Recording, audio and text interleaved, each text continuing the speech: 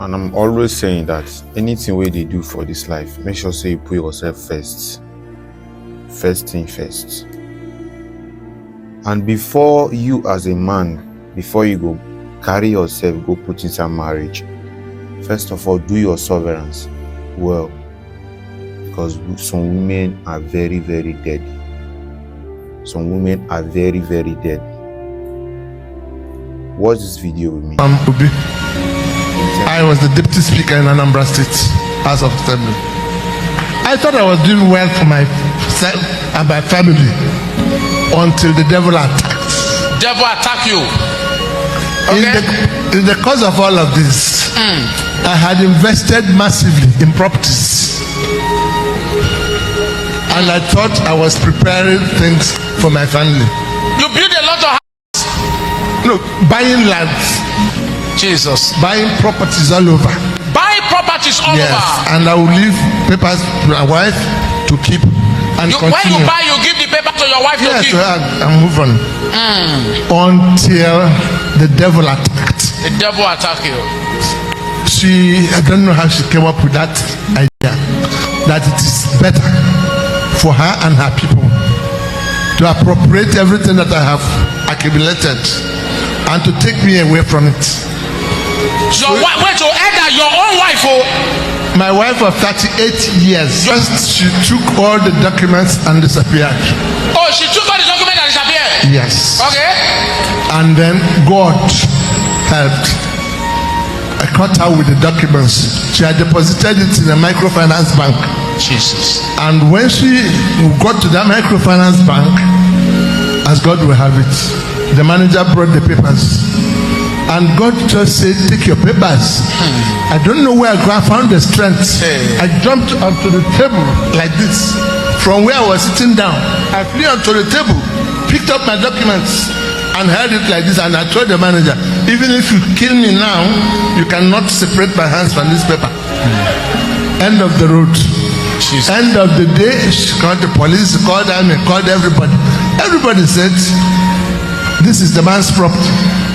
When he trusted you, he gave you the papers. Jesus. If he wants the papers now, there's something wrong about you. So madam, go home and be a good wife. The same day I left Lagos. I was in Lagos. Okay. That was 2020, January. In March, my 10-year-old twins called me from school. Daddy, mommy is starving us. She's feeding us with pap only 2 times a day. We are looking like skeletons. I told my driver, Lagos straight. We jumped from Abuja to Lagos. I came in and saw my children looking like skeletons. Quiet. But that was March. You remember March 2020?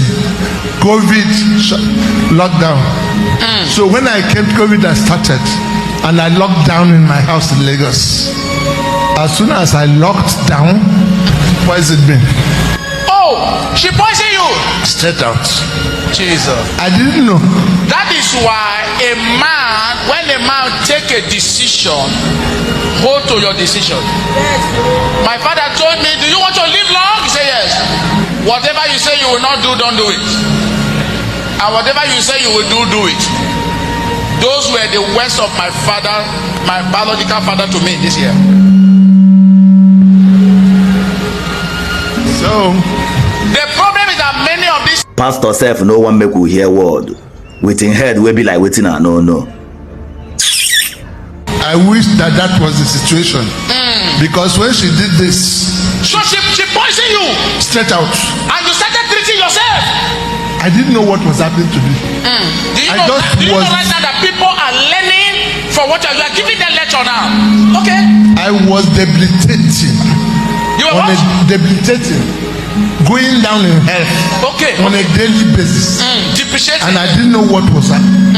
So I tried the doctors. They said typhoid and malaria. So what is typhoid and malaria? And I couldn't go overseas.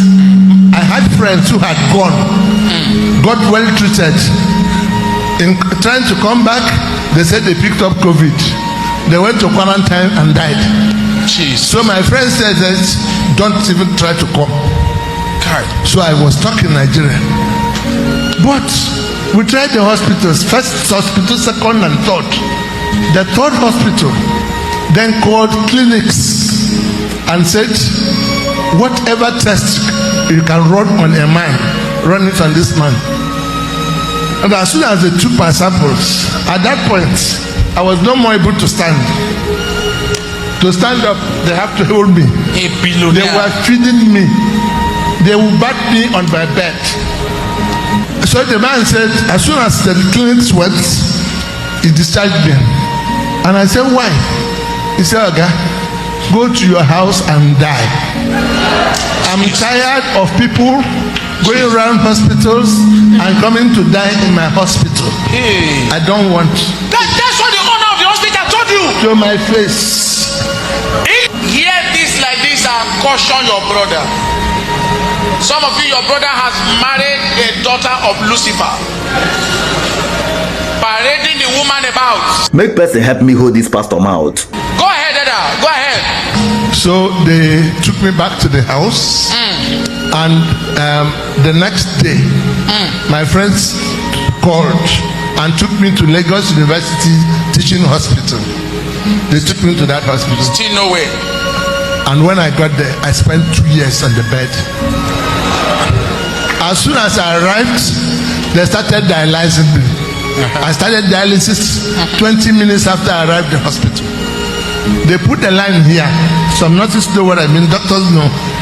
On the second day, I had thrombosis on this leg, and I lost the use of the leg. The week after, I lost this one. It died like this, and with that. So, yeah. Jesus. So this one died. This one became, you can't even touch it. It was just straight like that. You can't touch it. So they will only carry me with an ambulance, pick me with my mattress when I go to dialysis, and if I want to, I put on that bed for 2 years. If I want to put, I call the nurses. They turn me around to my right. And they clean up, wipe me out, and remove the pampers and put back another one. In these 2 years, my dear wife, your wife was in the hotel. Your wife was in the hotel. She never spent 1 day in my hospital room. She will call the nurse station in the mornings. What has happened? They said, no, the man is still there. I said, wow. Okay. Wait, she will ask them whether it's whether I had gone in the night. I said the man never died. Yeah. They say no, he's still there. At about 10 o'clock, 10 a.m., she will arrive at the hospital with an Uber. My friends come around, they will see her in the hospital. Thank God for those friends. When my friends are gone at 5 p.m., she enters her Uber and goes back to the hotel.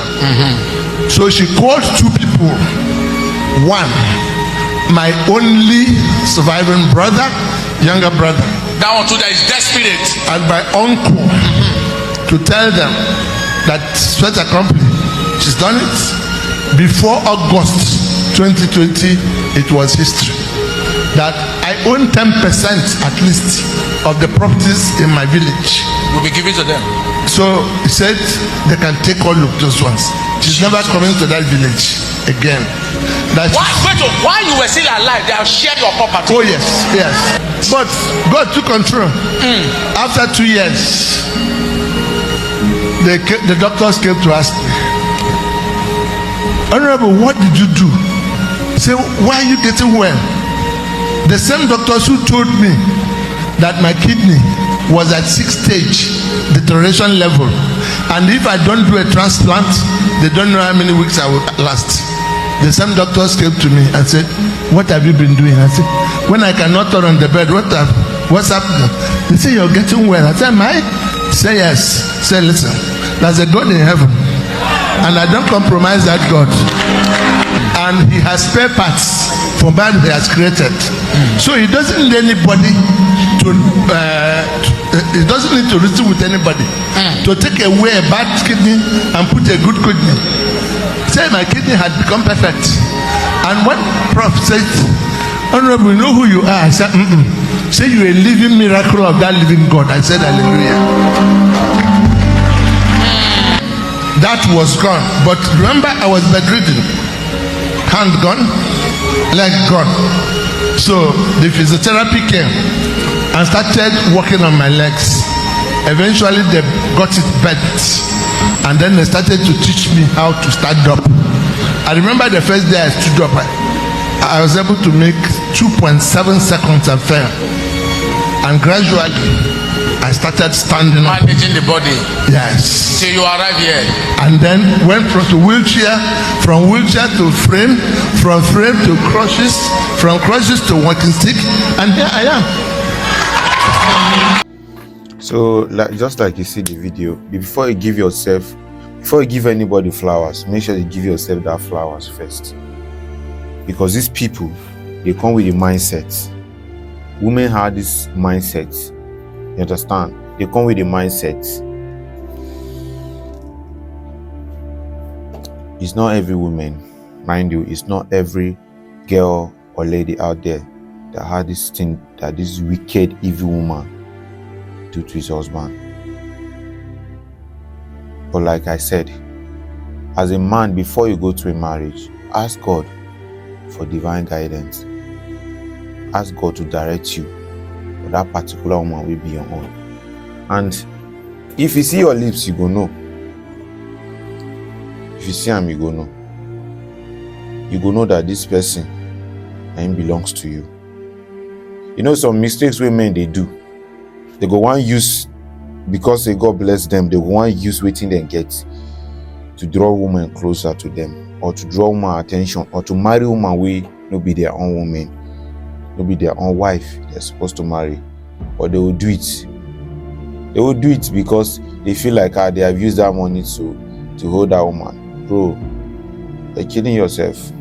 At the end of the day, see, the best way for man to get peace in life now home. After everything, you are going back to home. You don't come on, you don't go hustle, chase the money, come back. You go back to house. You no feel rich house based on say no peace for house. No peace for house. No peace for house. There's some men where if they close from work, they hang out outside. Some self, their wife, they know say they get side chick. If they need something self, they don't turn to another thing where now the wife could they call the side chick, say, tell my husband me do this for me. Do you know that? Do you know that? It be things. So take note of this. It be things. It be things.